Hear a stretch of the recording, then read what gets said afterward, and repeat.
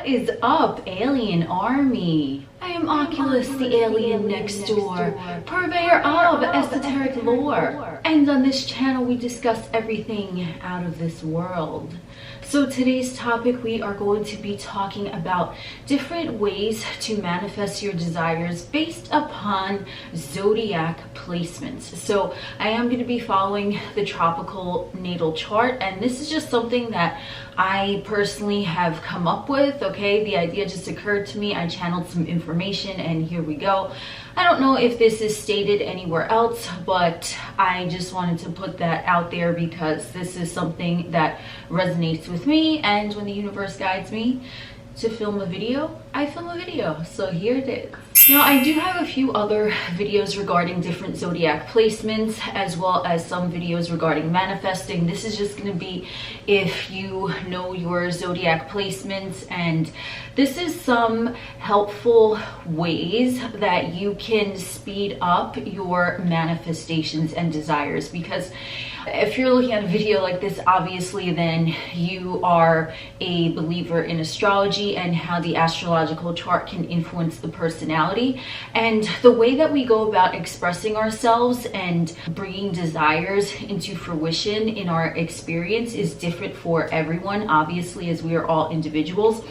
But this is going to be more based upon different placements of someone's natal chart and what type of manifestation methods might be best for them. So if it resonates with you, it does. If it doesn't, it doesn't. But let's get into it. So first, I want to talk about the most important zodiac placements for manifesting, which are the moon, which is a celestial body, not a planet, Mercury, and Mars. And these would be considered personal planets, and they would be active in the manifestation because this is how someone is really expressing themselves and identifies with on a personal level. And it's also about their inner intention, okay, because it's personal to them. So these types of placements, the moon, Mercury, and Mars, are likely to be of some awareness. Yes, even the moon, even though the moon deals with subconscious, they're likely to already carry some awareness of the individual that is aware of their natal chart placements. They're likely to identify with the characteristics of their personal placements, very much so.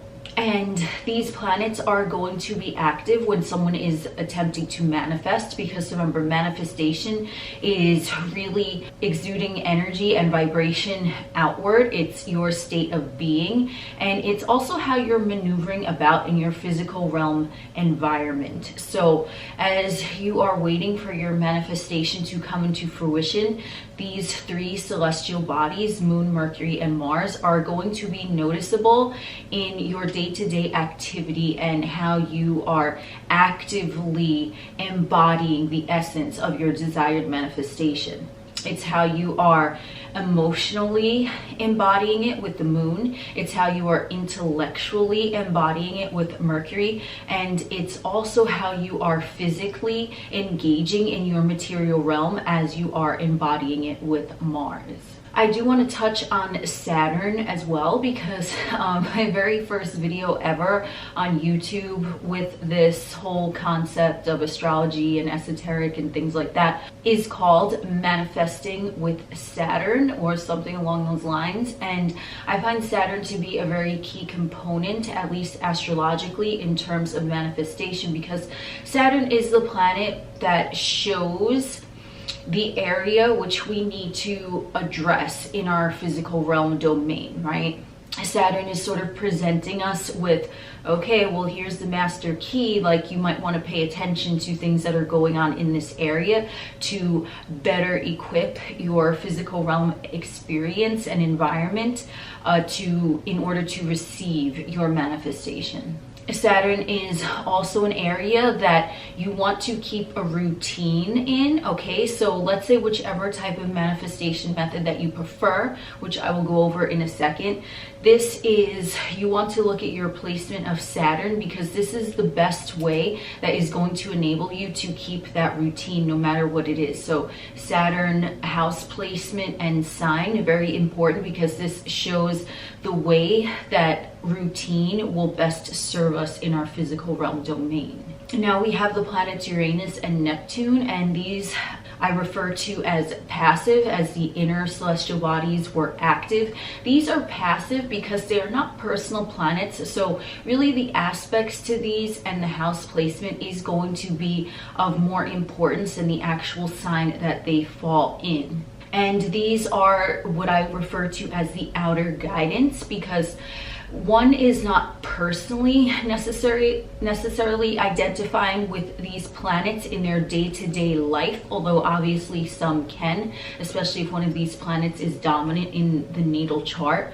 But these are going to be like passive inklings and passive suggestions that are flowing from universe source energy, and they are generational planets, so the influence on them might not be as easily recognized in one's day-to-day life as the inner celestial bodies, Moon, Mercury, and Mars.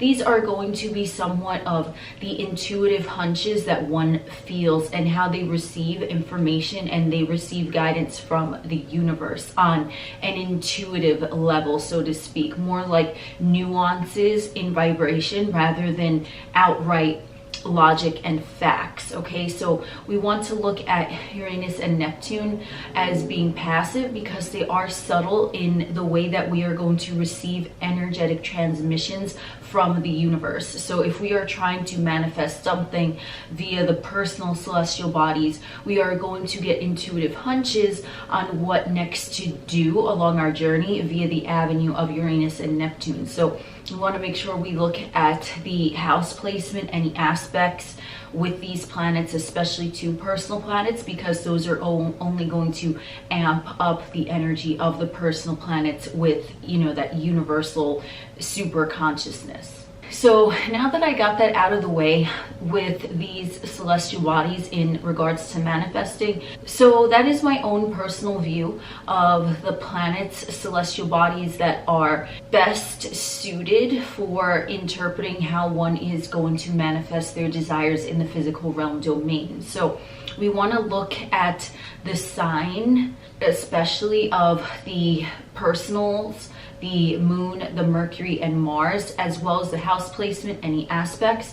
And we want to look at the house placement and sign of Saturn. And we want to look at the house placement and aspects, especially of Uranus and Neptune, because if you're born in the same generation, you are going to share the same Neptune-Uranus sign with years of people in that generation. So we really want to take a look at narrowing down the specific details of those two planets. And Saturn, we want to look at everything because this is going to show us the best way to keep our routine, because in terms of manifesting, especially if it's something that we're not used to, we might not be consciously used to feeding ourselves with good intentions and positive pep talks. Okay, so we want to look at where Saturn is in the chart, because this is going to show us the best way in which we can hold down a physical routine to branch out. Remember, Saturn is interpersonal, so it links the personal planets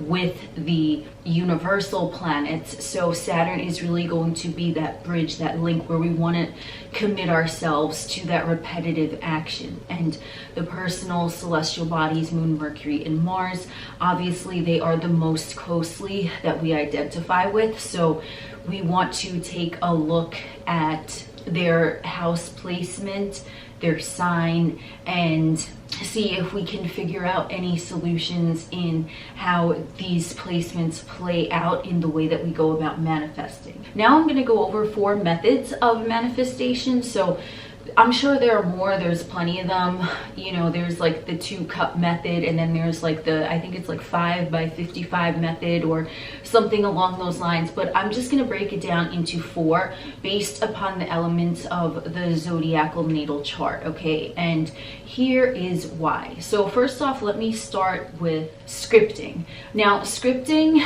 I am sensing a very high resonance to earth energy. So we want to remember all of the celestial bodies that I just mentioned. We want to see if they are in any earth signs, if a majority of them are in earth signs, or if they are in any earth houses.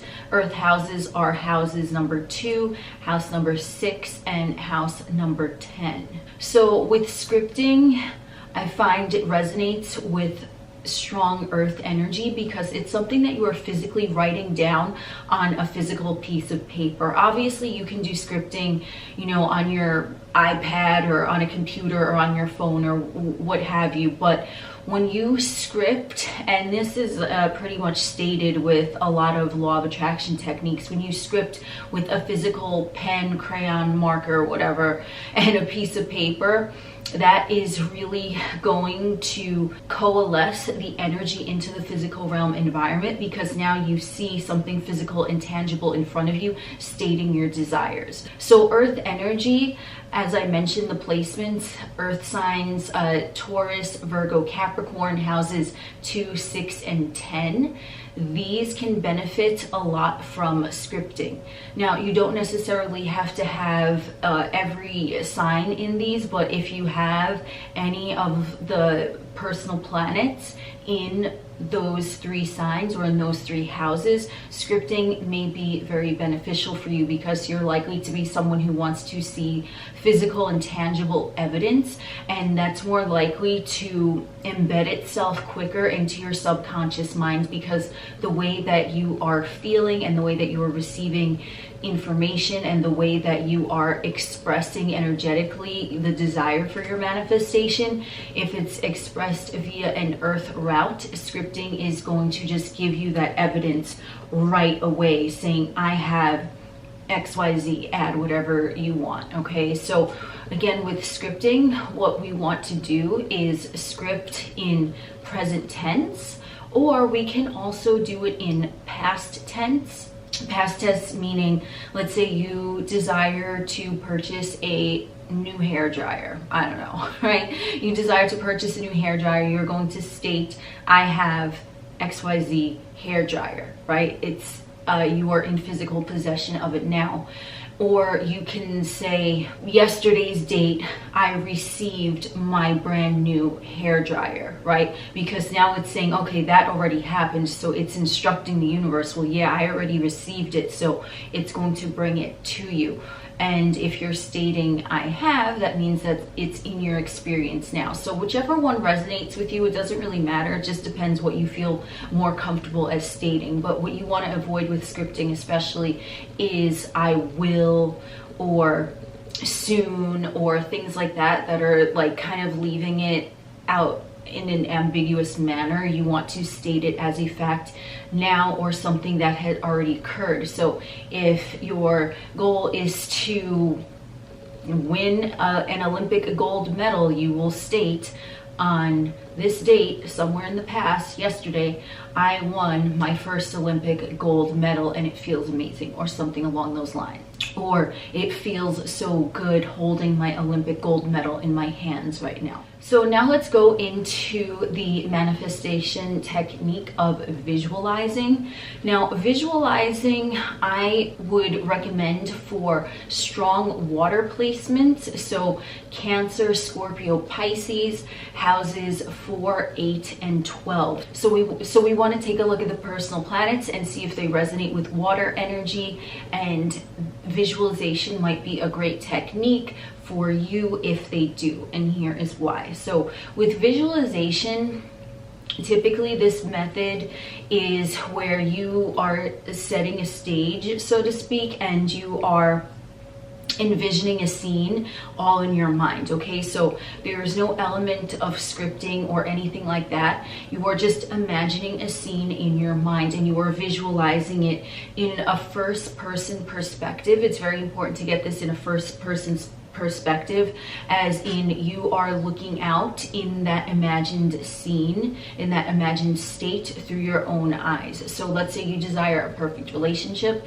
You're going to picture whatever type of person you want to be with, and then you are going to picture yourself in a scene with them, but you are going to be looking at your perfect lover through your own eyes in that imagined scene. So the reason why I would suggest visualization for these water placements is because water placements tend to have a very active imagination to begin with. So visualization, if you have Moon, Mercury, Mars in a water sign, water house, or if you just have a lot of placements in a particular water house, I would suggest visualization, because here you can just let your imagination run wild, okay? Water is likely to be very adept at visualizing a scene and feeling the emotions of that scene, which feeling is important in the manifestation, as in you want to manifest something being in a pleasant state,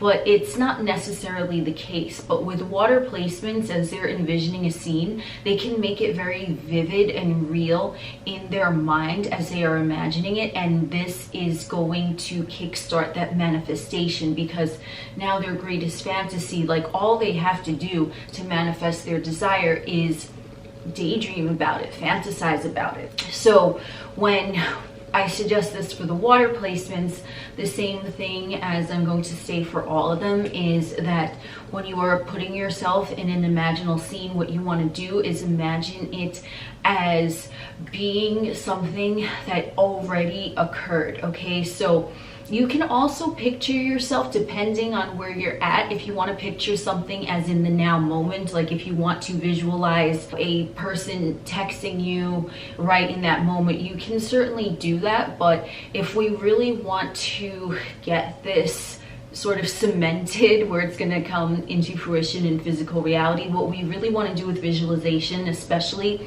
is put this imaginal act in a future tense. So let's say I'll go with this for the water energy. They want a specific romantic relationship, okay? And water energy is fantasizing about it and they're seeing it through their eyes. Now, if you want to manifest a specific relationship with someone, with a specific person, then what you would do is not so much focused on right now, I have received a text message from them, or they text me yesterday saying I love you. You can do that if you would like. But it's more powerful, especially with the visualization technique, if you're already putting yourself in that scene and you're envisioning it exactly how you want it to go. You want to bring it into a future tense. So let's say your goal and desire is to be married and living together with a person that you want to be with. Now, you are going to just fast forward as much in the future as you want, or as little in the future as you want. So you want to make sure it's a future scene. Let's say you are just speaking sporadically with this person in present. You are not going to necessarily want to imagine them sending you a text like, hey, what's up, right? Because it's sort of already going on, right? So you want to place yourself, let's say 2 months in the future in this scene, and you want to place yourself actually living with that specific person. So you might want to picture you coming home and then they're just chilling on the couch watching TV, or vice versa, right? You want to picture something that is going to occur in that day-to-day life, something not necessarily an extraordinary thing. Like, I don't know if I would suggest picturing a dramatic marriage proposal or something along those lines, right? I would picture something that already implies that all of that already happened, because now you're getting right to the meat and bones of it, right? Like, you're imagining, okay, yeah, like all of that already happened, we're already living together, and I just came home and my partner is watching TV, and I'm gonna kick off my shoes and join them, and imagine them greeting you, kiss here, whatever the case, whatever you want. But I would suggest definitely placing yourself in a scene where, if your end goal is to be married and living with this person, you want to place yourself somewhere visualizing it from your perspective, what it would be like, then them coming home to you, coming home to them, you guys cooking together or cleaning together, whatever it is. So with the water energy, that is going to really help you fantasize, because you can carry it out as many ways as you so desire, right? You can just fantasize about that, like just get lost in your daydreams if you want, and seeing yourself already in that situation that you are manifesting. So next we have affirmations, and affirmations I would suggest for heavy air placements: Moon, Mercury, Mars in air signs, which are Gemini, Libra, Aquarius, air houses, house 3, house 7, house 11. Okay, so we really want to take a look at these air placements in our personal celestial bodies. And with affirmations, this is imperative for air energy, because air energy is not necessarily caring about wanting to see physical proof in front of them. They're not necessarily into the whole getting carried away in a fantasy of something imagined.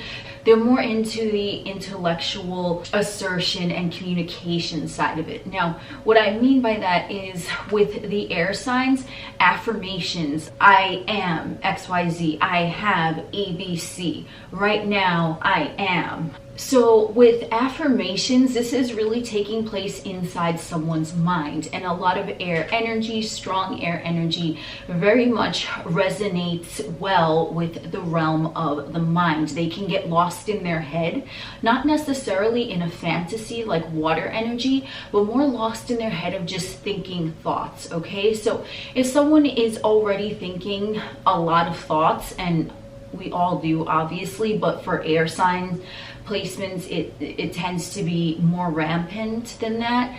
They prioritize their thought processes a little bit more than the other elements. So affirmations can be beneficial, because if someone is already in their head, they might as well be talking to themselves about some good shit, right? What can go right about a situation instead of what can go wrong about a situation. So it's really imperative to have a good inner conversation, a really good inner dialogue within one's self. So with the affirmations, you can do this anywhere, right? You don't necessarily have to sit down and write down a bunch of shit. You don't have to just kind of drop everything and fantasize and daydream in the middle of nowhere. It's just sort of like repeating stuff to oneself. And with affirmations, we always want to say, I have, I am, now. Okay, we want to state it in present tense. We can also state it in a tense where it's like, well, remember when I won my winning lottery ticket, or something like that. Okay, we can also do that. But with affirmations especially, I would recommend really sticking to present tense. So I am a millionaire now.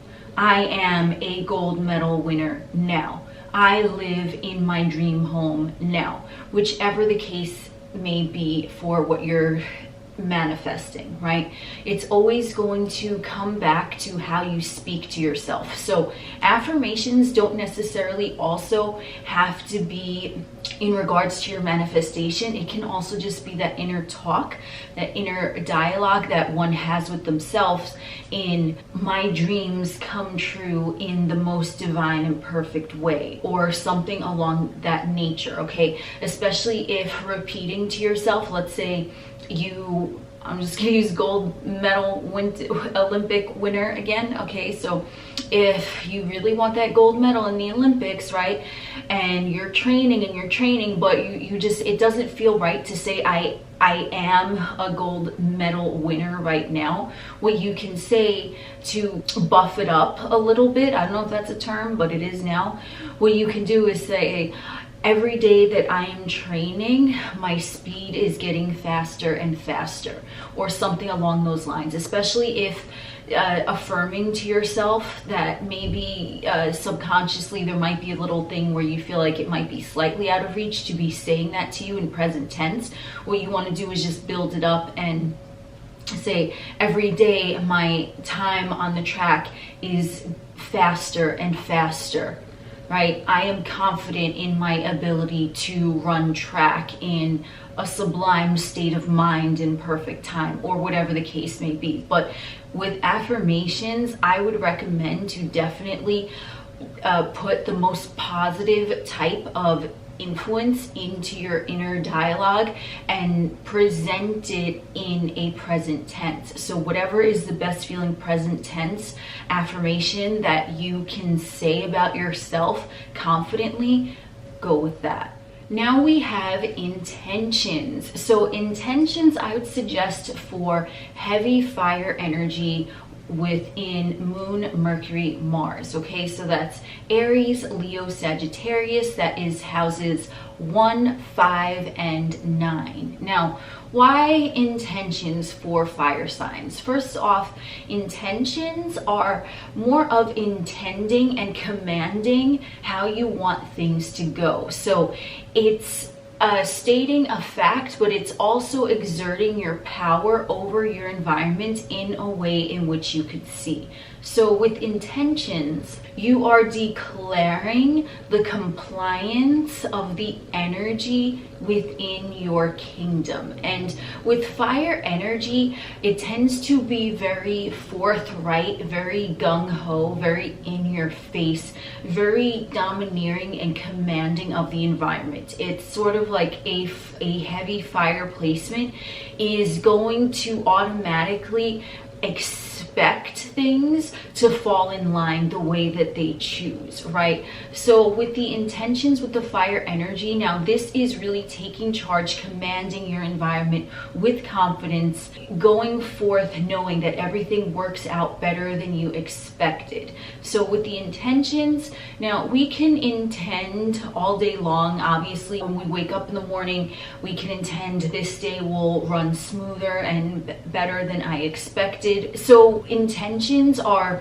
really sending out that vibration, like I know what vibe I am emitting and I expect only the best to come back to me, to meet me where I'm at, right? It's like claiming your kingdom. So with fire energy, this can be very beneficial. Now, intentions can be stated most commonly in a present tense or a future tense. Like you're sort of like calling the shots, so to speak. And it's not saying I wish that my day will go smoother and calmer than I expected. It's not saying I hope my day will go smoother and calmer than I expected. It's saying I intend and my day is going smoother and calmer than I expected. Now, you can do this for anything that you are manifesting. So let's say you want to go to the car dealership and you've been to a million dealerships already and you're sort of like, I don't know what I want to buy. You can just wake up in the morning. I intend to go to the car dealership today and my dream car is there right now waiting for me to arrive. Things like that. So with the intentions, you say that in a somewhat present future tense, which is a little bit weird, but I think you get the gist of what I'm saying, because an intention is really it's throwing energy out there, knowing what is going to come back magnetized to it, right? So if we're declaring something as a fact right now, I intend that I will receive wonderful news by the time I go to sleep tonight, and that wonderful news is already here because that wonderful news knows how wonderful I am and wants to meet me where I'm at. Okay, that was a little bit extreme and exaggerated, but we're talking about fire energy, so you kind of get the picture. Now, with the fire energy, we can do this, we can intend for whatever we are manifesting. Also with mirror intentions, this is something that is going to show you that you are confident and you are king of your castle, and whatever you are choosing to mold out of the energy that's around you right now, it is going to be molded and it's going to rise up to meet you. So mirror intentions, especially if someone wants to have some body positivity going on, okay, what the mirror intentions do, it's look at me, I'm confident, I am in my ideal dream body right now. I intend that I will see more evidence today that I am in my dream body right now. My physical vessel rises up to meet me because I intend that it looks better than it ever did on this day, and so on and so forth. So with the mirror intentions especially, it is going to boost that self-confidence because you're stating and you're looking at yourself, and you're looking at yourself as an embodiment of the universe, in this physical vessel, and you are saying, I intend that today will go more magical and wonderful than I anticipated, and it is happening now. So what you want to do when you are utilizing intentions, you want to state intend, because that's throwing the energy forth. And then what you want to do is, with that same energetic fishing net, you're calling the greatness back to you by saying it is happening now. So that's sort of where I'm at with the intentions. Now, obviously, different individuals are going to state different things about intentions, but that's just the way that I see it. You want to intend to throw that energy out and then whoosh, swoop it back to us, knowing that everything that we threw out vibrationally is going to return to us in a much better way in which we threw it out there. So that is what I have for you today with the different elementals. And we want to look, when we're looking at the house placements and sign placements, we're really going to concentrate on just the personal celestial bodies, the moon, Mercury, and Mars. Saturn, we want to take a look at how we are going to maintain our routine with manifesting. So we want to look at Saturn and how, let's say, for example, if you're using the scripting method, your house placement and sign of Saturn, any aspects are going to show how it is beneficial for you to discipline yourself. So let's say you have Saturn in Pisces. With scripting, you might want to only script when you are feeling it. If you're not feeling it, it might be less common for you to incorporate that routine into your experience. Now, with Uranus and Neptune, as they are passive, we want to look at the house placement and aspects to the Uranus and Neptune, because that is going to be how we are receiving information. So Uranus and Neptune are going to be pulling us towards intuition. Uranus with the thinking, where if you just have a thought, I'll cross the street over here. I typically don't, but I'm just gonna cross the street, and then boom, you find a $100 bill on the floor, or whatever the case, right? With Neptune, it might be, I feel like leaving an extra 15 minutes late today. I don't know why, but I feel like it. And then you find out later that you just avoided a huge traffic jam because you left 15 minutes later. So these inklings from Uranus and Neptune are going to as well apply to your manifestations, because the universe knows what you want, and the universe is also guiding you. It's giving you these energetic breadcrumbs, and these energetic breadcrumbs are coming through via the avenue of Uranus and Neptune, through thoughts that come out of nowhere and feelings that come out of nowhere, but you know that they're right. So it's sort of guiding you towards your manifestations through an avenue which you might not have consciously perceived. So before I end the video, I do just want to touch a little bit on Jupiter, because some of you might be wondering why I'm not talking about Jupiter and manifesting.